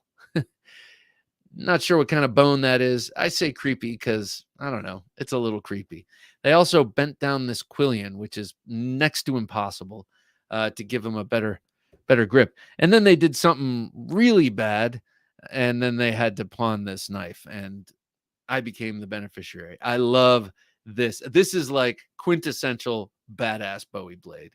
And this is for you, Lonely Stacker 777. Thank you for that tip. I appreciate it. That's for you, sir. That is for you. If you want something like this, I don't think Western makes these anymore, but you can get the cold steel version of this very design. I believe they must have licensed it because I'm sure they'd have major lawsuits if they hadn't, because it looks exactly like this. But I think they call it the Western Bowie cold steel. So definitely one to check out. And thank you again for that tip. Okay, I want to show you an interesting story for Life Knife News. Some scientists in, doesn't it just figure, in Maryland, I'm just kidding. When you're from Virginia, you have a natural enmity towards Maryland. I am not from Virginia, but I live here, so I have a sympathetic enmity because I have to drive on the same roads with them. I'm just kidding to my listeners in Maryland. I'm just kidding. You're great drivers. Okay, so someone in Maryland has been a professor at the Department of Mechanical Engineering at the University of Maryland in College Park, has been experimenting with basswood, which is soft and commonly used for woodworking, and has been and also musical instruments, incidentally, and has been creating or working with hardening the wood with pressure and chemical treatments and water and oil and hot presses and cold presses and doing all this stuff, and of course food grade mineral oil, doing all of this stuff to try to make wood as sharp as steel. And through some of their experiments, they have managed this. For how long? How long does the edge retention or any of this stuff? None of this stuff we know. And why they are doing this, we also don't know. It seems like a terrific waste of money to me. Why would they even bother? I'm curious. Or, unless it's just the sheer pursuit of knowledge. And okay, I can respect that to a degree. It seems like there's other more pressing knowledge that needs to be attained first before we start working on the problem of wooden knives. But I just thought it was interesting. What do you guys think? They got this wood, this treated basswood, very, very sharp, but I say it's probably BS. And actually, so does Bob Kramer, famous knife maker of beautiful custom kitchen knives for 30 some odd years, chimed in, or they asked him, Bob, what do you think of these wooden knives? And he basically said, it's horse crap. That's interesting that you can make knives like that. But, if you want something that lasts, and if you want something that is, we've been doing this with steel for a long time. And that's probably how we're going to continue to do it, considering we're trying not to cut down every tree in the world. So what is the need? I don't know. Anyone have any take on this at all? No, I didn't think so, because it's stupid. Why would you do it? I don't know. All right. Well, there you go. Wooden knife, sharper than steel. Scientists say so. Science. Experts. Just listen to the experts. Hey, everybody, says Will B. Will, it's good to see you, man. You look like someone I know. Kevin Moore, the biggins, the big guns. Thank you, man. I appreciate that. Great interview and content. That Ben was great to listen to. Thank you all for what you do. Well, it's our pleasure doing what we do, Kevin. And you're right, man. I love talking to Ben. Ben, especially this last interview, man, he put a lot of wind in my sails. Like his example is a great one to follow. He's an extremely hard worker, but he's passionate and has made something out of nothing. And that something that he made is substantial. And his aim is to have something to hand down to the kids. And I think that's pretty cool. Anyway, so Kevin Moore, thank you very much for this super chat. Let's see. For Kevin, I think I'm going to go with this. I think I'm going to go with the biggins, with the big guns right here. This is my sub-hilt fighter. We had Mike Flamian talking about how he was carrying his sub-hilt fighter. Well, this is my sub-hilt fighter, and unfortunately, I don't get to carry it, even though it's got this amazingly beautiful sheath. This was designed by me and made by designed by me. It was not designed by me. It was suggested by me, designed by Bob Lovelace, a different Bob altogether, and produced by Matt Chase of Hogtooth Knives, a true labor of love and frustration. All right. This is for you, Kevin. Thank you so much for that super chat. It is greatly appreciated. I salute you, sir. Okay, there it is. Oh, this is almost a year old. What do you do for your 51st birthday? Do you get an even better, more expensive, more troublesome knife to make, or a less one? A lesser, probably lesser. 51. No one gives a damn. 51. Do your job. Shut up. Do your job. No one cares. Evolved DDC. Ha ha ha. Westminster, Maryland here. Ha ha. Just kidding, Evolved. You guys are great drivers. I'm sure you say the same stuff about Virginians. But it's funny. Every time my wife and I drive into Maryland, which isn't that frequently, so maybe this is the issue, we get lost. And we are two very competent navigators. Lately, with the GPS and such, it doesn't happen as much. But even with GPS, we've gotten lost going to Maryland Ren Fest. So I don't know. Maybe it's just something about that border. You cross over the border and something happens. 1 minute knife review. Sure, Minecraft, poor of concept. Wooden axe, first thing you can make. A wooden pickaxe for stone mining. That's funny. Oh my God. Proof of concept. Okay. Hindra Collector. Hey, what's up, man? Good to see you here. Hello, y'all, he says. Good to have him always with the Hinderers lurking about. There's another knife I want to show you, and it's actually pretty damn good looking. Hopefully, it's too small for me to want to buy. And it's from CRKT. All right. Now, CRKT, a company we don't talk about much here. But in general, I have a very high regard for them because they bring a lot of incredible designers' knives within reach to everybody. That being said, I always thought, wow, if they only did things on a premium level, they could take that whole factor that I just mentioned and blow it out of the water. And they're starting to do some of that. Here is a new collaboration with Lucas Burnley, the very, very prolific Lucas Burnley. And it's basically a hunting folder. It's called the Butt. No, I'm just kidding. It's called the Butte, which is descriptive of the land all around where he lives in Oregon now. I think he used to live on the East Coast, but he moved to Oregon a couple of years ago. And it's called the Butte. I think that's taking a chance too. You're taking the chance that everyone knows when you look at that word that you don't pronounce it but. So other than that, am I just being immature? Probably. It happens. But, maybe that's a name to reconsider. Now, we're looking at two versions here. They have a D2 version with G10, and then they have this S35VN and carbon fiber version, which is premium.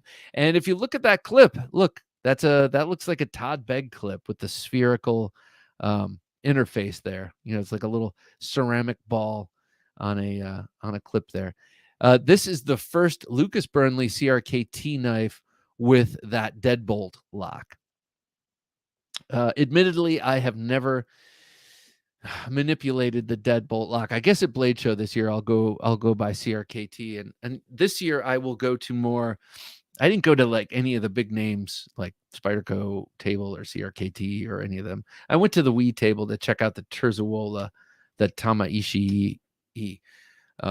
But this year maybe I'll go and make sure that I check out some of the stuff that well, like this. I want to see what that deadbolt is like. I have a theory about the deadbolt that maybe someone can help me with. I think that it's not as fidgety as it might first appear, because though it is a button lock, and we do know that button locks are fidgety. Here, I gotta switch this. Part of what makes it work, I think, I could be totally wrong, is that it's not centered on the pivot. I feel like if you take the button and you center it on the pivot as the deadbolt has, it will have to rely on angle and motion to close. And I guess that's how it is already. So what am I trying to say? I just feel like having the lock right on the pivot might in some way hamper the fidgetiness. I don't know. Maybe not. It's just an intuition. Anyway, what do you think of this thing? I think it looks pretty damn cool. Despite the name, the Butte, because it also sounds like, oh, that's a beauty. That's a Butte. And oh, that's interesting. The G10 version is a bit heavier than the carbon fiber version. I'm not gonna say I love it. I like it. I think it looks good. And heavens to Betsy, I'm grateful that CRKT is moving to D2 at long last. Maybe they've worked through those several trillion tons of 8CR13 MOV, and they are ready to D2 it up. Yeah. All right. Well, that's what I think. Evolved EDC says, DM'd you my new design, Bob. Oh, cool. Give it a look and let me know what you think. Prototype should be here soon, and you're one of the first on the list to check it out. Sweet. So Evolved, did you get to me DM me on Instagram, presumably? If you don't get back to me and say yes, I'll assume that's where. Do you like the deadbolt lock? Bought the seismic lately. Oh, I'm sorry. Do like the deadbolt lock? Bought the seismic lately. Okay, so you do like it. So this thing, pretty good, really, says 1 Minute Knife Reviews. Okay, so that whole thing, my imagining the action not working as well because it's directly over the pivot, is probably just some fake physics that I came up with. And believe me, I'm good at coming up with fake stuff like physics and fake Latin. Here's my fake Latin. Non cinquentum esquitellum. It means absolutely nothing. But it sounds good, right? Blade Ogre says, right, the deadbolt is for closing only and takes some time to get used to. Okay. All right, that's okay. Evolve EDC. Yes, IG. All right, cool. I will definitely check that out. Thank you for thinking of me. I greatly appreciate it. It's cool to see people's designs. I love that. Why does Thursday Night Knives make me stuffy? It does. By the end of the show, I get stuffy. All right, so that's about it. We do have a knife fight, and I think I'm going to fight it myself. It might suck. It might be low energy. Low energy Jeb. Yeah, that was funny. I was just thinking of this before I get into convex versus hollow grinds.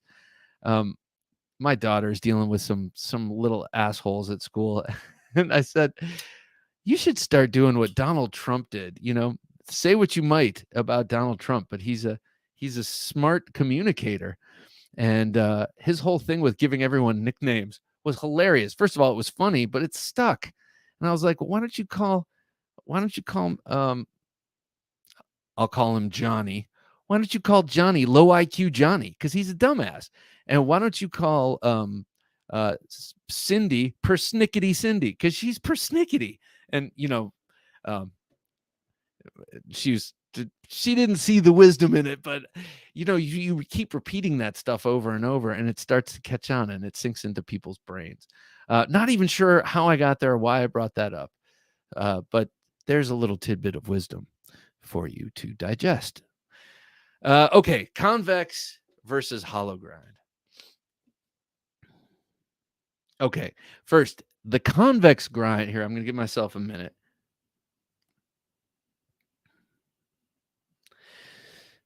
Oftentimes, we'll see that the best things are not always the most utilized or the most known. Let's take music.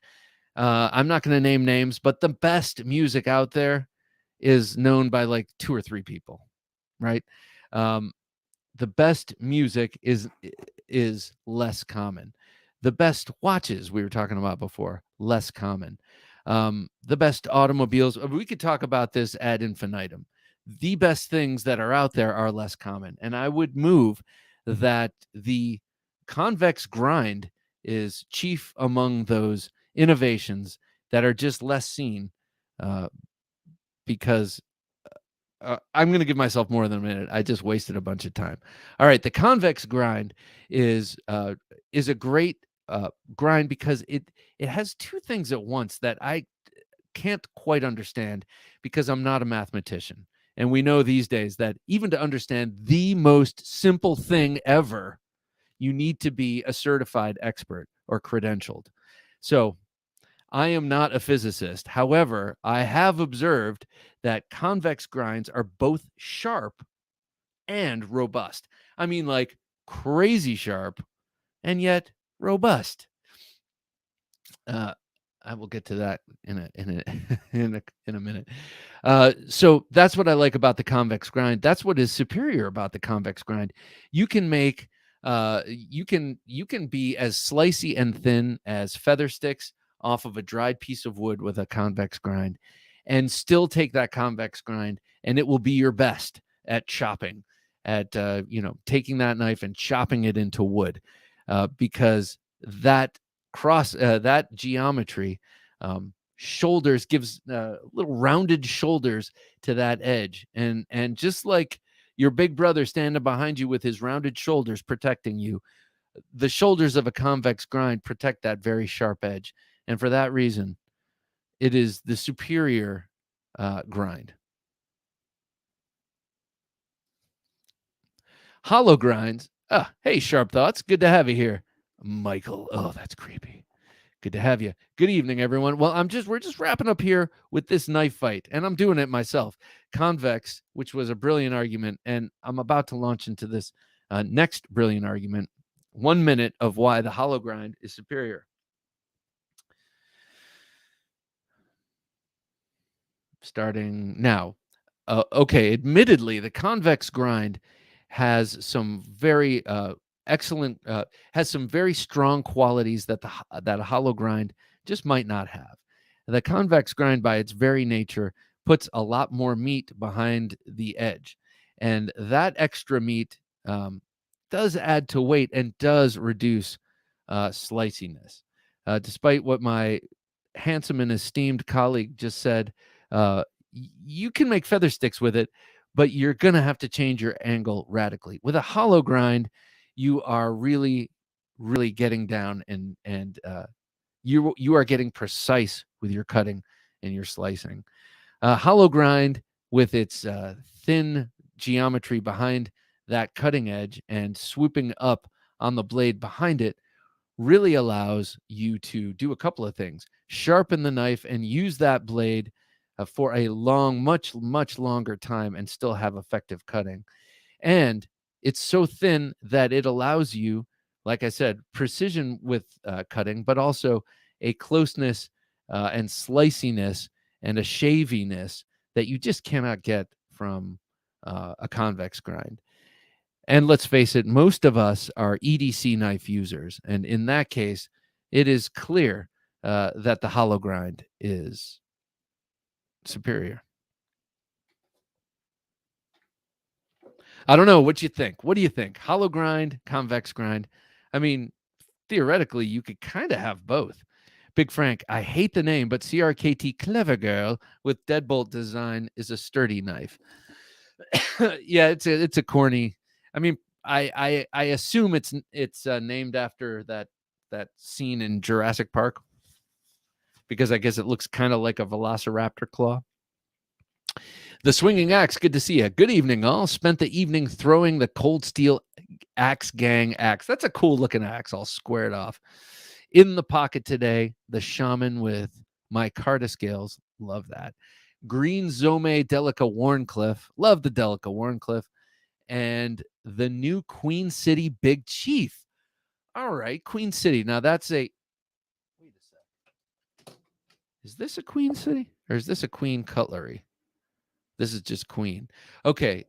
Queen City, I don't know much about, but and it's a Smoky Mountain Knife Works knife. So it's probably all in that family. I got to look that up. But very nice carry, sir, especially the Gang axe.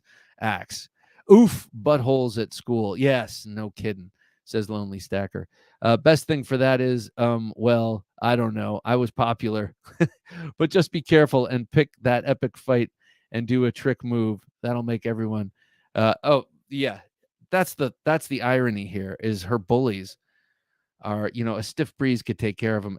And this particular daughter I've been showing her little tricks and things for years, and she's done fencing and then she's been doing private Mastro defense system classes. She could obliterate these little nasties, but she's also very smart and very kind and very sweet, and wouldn't want to. But she did something that was cool. She was at her locker, and this girl, who actually used to be a friend of hers, was hassling her on one side, and she has a crony, and the crony was on the other side, and they grabbed something from her. They grabbed like a clipboard from her, and so the girl had the clipboard. She took it, she jammed it in her stomach, and then elbowed the other girl, and the teacher never saw it. I think I've already told this story. I'm a proud papa. What can I say? But it sounded Jason Bourne the way she hit her with with a clipboard. I liked it, and the way that the teacher didn't see. So there we go. Todd Carr, what about the Convex Hollow Grind? Well, that's what I was going to say. You can do that. You can do that. And so maybe that fight was not an accurate or a very fair pairing in the first place, because you can have, I could take this 112 and convex, put a light fine grit sandpaper on my strop, and that's the way I know how to convex grind. So that would take quick and be hollow ground at the same time. Hollow ground for the win.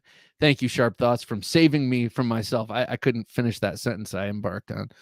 Lonely Stacker 777, convex versus hollow. I don't know. They slice the deli counter meats just perfectly. I'll go. It'll go righteous through the meats. Lonely Stacker. I'm thinking you'd still want to. You might, for the meats, you might want to stick with the hollow grind. Well, I feel like convex won, said JN. Yeah, he did present some brilliance. Both, said 1 minute knife. Hey, we have a diplomat in our presence. 1 minute knife review says both. I tend to agree. I have that same instinct. I like both too, says Ket McNeshart. I know that is for sure because you did a lot of really cool kind of precision work with that big ass convex ground Shining Mountain Bowie you borrowed from me for a while. I saw some of that stuff you did with it, and that's a big honking thick blade, and it did some very precise work. Convex is a better grind, says Big Frank, if you sharpen on a stone, but hollow is better at some things. Both are great. Agreed. The first couple of knives I made, I didn't have a grinder, and I ended up putting a convex edge on everything after I got the bevels on with a file. And the convexing I did just like that. I put a big bench strop with the soft leather, and I put progressively finer grades of sandpaper on it. Just kind of stropped it and got a really nice convex edge on a number of knives. Todd Carr says convex is an edge sharpening where hollow grind would be an actual grind.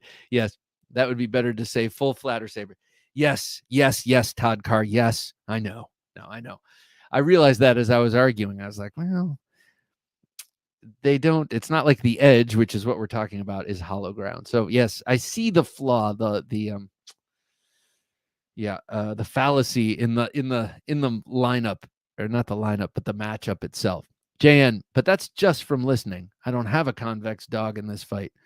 I got you. Lots of great convex knives. All of the Bark Rivers are convex. Big Frank, kind and sweet is far better. That is for sure. Kind and sweet is far better. That is for sure. Next up, Sabre versus Scandi. That's a good one. We've done that one, but you know what? I think that may have been one that I did against myself, which all deserve retreads with a guest. JN, you want it here? Oof. Huh. In conversation, I'd get it and I'd laugh, but I don't understand. You know how sometimes that is. Dissentient 01. Good to see you, Dissentient. Once you run a Bark River and the full convex, it's hard to accept anything less. Yeah. And well, see, you don't see it much on folders though, which would be interesting. I like both, says Swinging Axe. Yeah, me too. Gear ND, here's there's a reason both exist. Convex for hard use, hollow for precision. You know what we're talking about, Daddy-O. That is the thing. And on the knives you have loaned me, or on the cutting implements you've loaned me, well, that one is pretty much hollowed, so or that it's close to, and that Tanto is a very sharp, cutty little object. JN clipboard, gotcha. Lonely Stacker, what are you doing? Thank you. Time to just place some words down, then bring the hang on. My reading is off tonight. Time to just place some words down and then bring the body through. Yeah, I don't know. It's wrestling tactics. Nobody ever messes with a wrestler. Nobody ever messed with the wrestling team after the smallest guy at 157 did that. That's hilarious. That's like, I'm going to give you till 3, 1, 2, you know. Yeah. She's got long legs and she knows how to throw really good knees to other people's legs. You know, that hurts. That hurts to get kneed in the legs. But I like this. I like this idea of just saying the words and then throwing the body. All right, man. I'm going to salute you, sir, with this knife. This is the Tops Wild Pig Hunter. Great knife. This is a really great knife. This is Sabre ground, sharp as hell, but so stout. When you look at this in cross section, you'll see this center ridge, and then this very abrupt sort of swedge on top make this thing just a nasty piercing blade. I mean, yeah, if you're a pig hunter, I guess this would be a great knife for that. I mean, any sort of thrusting into anything, this is a great knife. Lonely Stacker, thank you so much. I really appreciate it. And don't forget, don't let anyone tell you what kind of knife you can use behind that counter, because I'm sure there are some really big butcher style knives back there. So don't let them tell you can't carry an automatic. Tell them I said you could. All right, here we go. This is for you, sir. There you go. Thank you so much, Lonely Stacker. It is greatly appreciated.